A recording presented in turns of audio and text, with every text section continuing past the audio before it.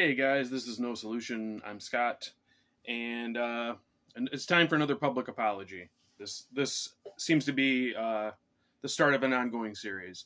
But on my last video, I thanked everybody from the chat for my recent live stream, and I made a list, and I almost didn't do it because like you're gonna forget somebody, and then you're gonna feel horrible, and no, I won't. No, I won't. My brain is not decrepit and heading towards senility. So I made a list, and my only excuse is in my head, I had seen the chat numbers, and the highest number I remembered was 8.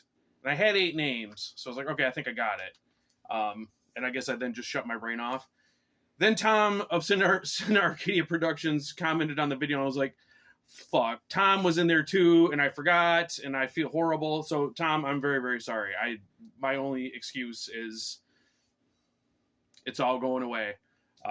It wasn't like you were the least memorable person in there or something. It was just I dropped the ball, man. I really appreciate you being there, and sorry for the public slight. So that I wanted to take care of that right away, so I didn't forget again. Then I got some V records kind of themed, and then just a couple other little odds and ends I wanted to talk about. Alan at Let's Talk Metal had just picked up Savatage, Poets and Madmen. This is the last Savatage full length with John Oliva back on vocals. And I had mentioned to him that if you look underneath the disc tray, the Polaroid that is mentioned in the story, it's a concept album as all the later Savatage ones were. The Polaroid mentioned in the story is in there, and it's been so long since I had looked. In my head, it was an actual Polaroid, so I just looked, and it isn't. It's just an image printed on the tray card here, but there it is. So Alan, if you looked, and there was an actual Polaroid in there, because I think that's how I put it. That was just, again, my mind failing me.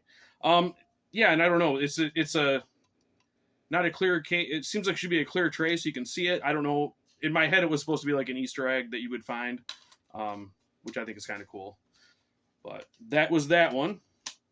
Yeah, as I said to Alan, I love this when it came out. It kind of hasn't stood the test of time for me. I think I was just so excited for John Oliva to be back, but it's okay.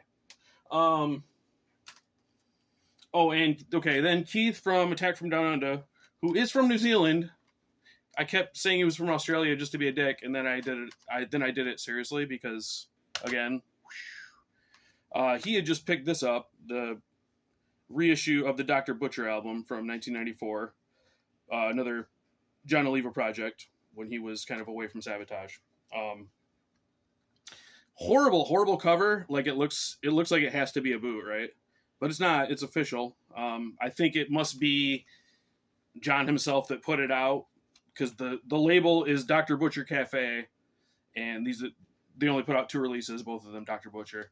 So this one has the incorrect track list or information down here.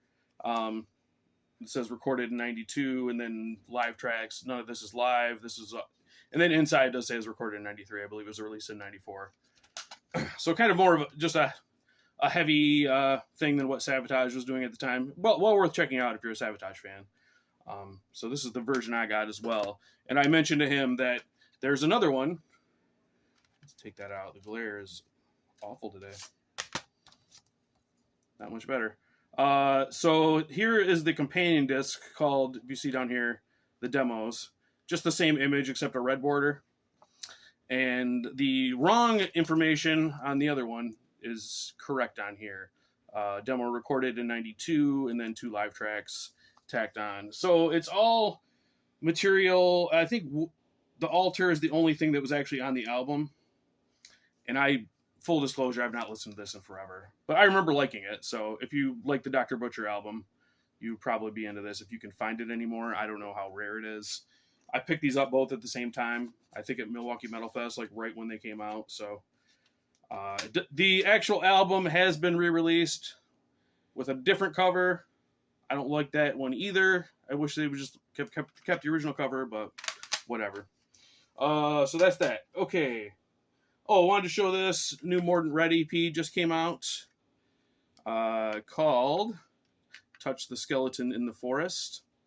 So this is I guess technically a 2-track single / EP, but with a bonus rehearsal on it of 4 more songs. So it's about 20-ish minutes of music. I was very surprised because they're working on a full length now. I didn't think there'd be any more releases before that, but kind of just a standard packaging this time. I know they did like the big book before and like the DVD style. It comes with a sticker here. But another great release, man. Touch the Skeleton in the Forest. They did a video for that one that you can check out. Has some really cool, like, I guess it reminds me a bit of like horror soundtrack keyboards on it. Very different, and that's something I commented to the big man himself that I like, that they really mix it up. A lot of different types of styles going on. It's not just, I know when their album comes out, it's not going to be 10 tracks of the same thing straight through. And then I really like Cemetery Without Crosses too. That's a bit more, I guess, traditional kind of mid-paced black metal.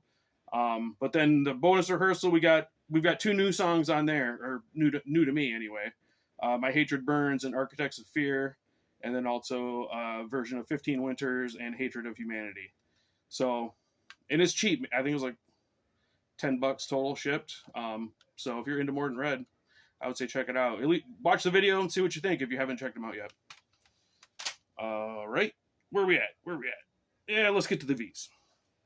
Okay, so this band, or actually it's 2 bands. I saw them both open for Chris Black, Professor Black in Chicago. He was doing 2 back-to-back nights. One of more of his like Motorhead rock types material, and then the second night was like Dawnbringer and things of that nature, more epic metal. I believe it was the first night. Again, my mind is not what it used to be. 2 bands opened, Vanik and Vandallus. Vanik is Sean Vanik, also known as Commander Vanik. He's the live guitar player for Midnight. So he has his own project that is like speed metal, very Halloween themed, and he also does like Halloween kind of soundtrack, sound effect type material. So really enjoyed that. It was the first time I'd seen them, so I have all the albums, but I just wanted to show these kind of weirdo ones. He released this, The Sounds of Samhain. This is like a Halloween kind of soundtrack tape with, you know, on the card with a little thing in it hanging on a peg like in a Halloween shop back in the day. So I thought that was pretty neat. And also, this is Vanik 3. Comes in this, again, like you can hang it on a peg. And the CD is on a little spindle here. It's got a guitar pick. And then back there's all the lyrics. Kind of a pain in the ass to like display them or store them, but I thought they were neat. And anyway, the other band was Vandallus, which is Sean Vanik is in that as well with his brother Jason, and more of a 80s hard rock / metal band. Kind of reminds me of like early Motley Crue or Rat, but classier, I guess I would say. A lot smoother vocals. So I just wanted to show kind of my Vandallus stuff. I got this at the show. It's a denim cutout with the Vandallus patch on it and has their debut EP inside. I thought that was pretty neat. So if you get, you know, there you go. Denim and patches and whatnot. You kind of get the idea. This has 2 songs that are on the debut album and also a cover of Trick or Treat by Fastway, which is a freaking great version.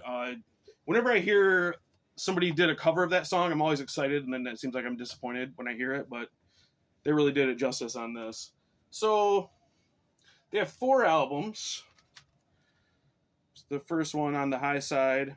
Don't want to break kayfabe too much, but speaking of Midnight, a certain member of Midnight who may or may not be named Jamie wrote 4 songs on this one. They do not sound like Midnight songs, but just I thought that was interesting, that kind of that Cleveland connection. And he wrote, on the remaining ones, he'd write like 1 or 2 songs on each of them. The other ones, the Vanik brothers basically took care of. But yeah, here's our sleazy one that I'll probably use as a thumbnail to get people to click on it, and then they will see my ugly face and click out in 2 seconds. But this is Bad Disease. Then Outbreak. This one's on Storm Spell. Oh, I didn't say. They started out in High Roller, but only for their first album, and then they kind of bounced around. And then the last one, Vandallus 4. So I really think they got better each album. They're very, very solid, and they remind me of a topic that Aaron the Metal Theologian had brought up recently about good versus great records. Are any of these records great? I would say no, but they're very good, and any one of you can put in and have fun listening to it for 35 minutes or whatever. They're in and out. Some catchy songs, some catchy choruses, some sweet solos. So yeah, if you haven't checked out Vandallus and you're into kind of that 80s rock sound, I think you might enjoy it. So I'll link something below for you to check out. That's it. So I was going to say it's going to be short, and then I keep waffling on. So anyway, that is it. Thank you guys for watching. I appreciate it. And as always, CM Punk is a piss baby. Later.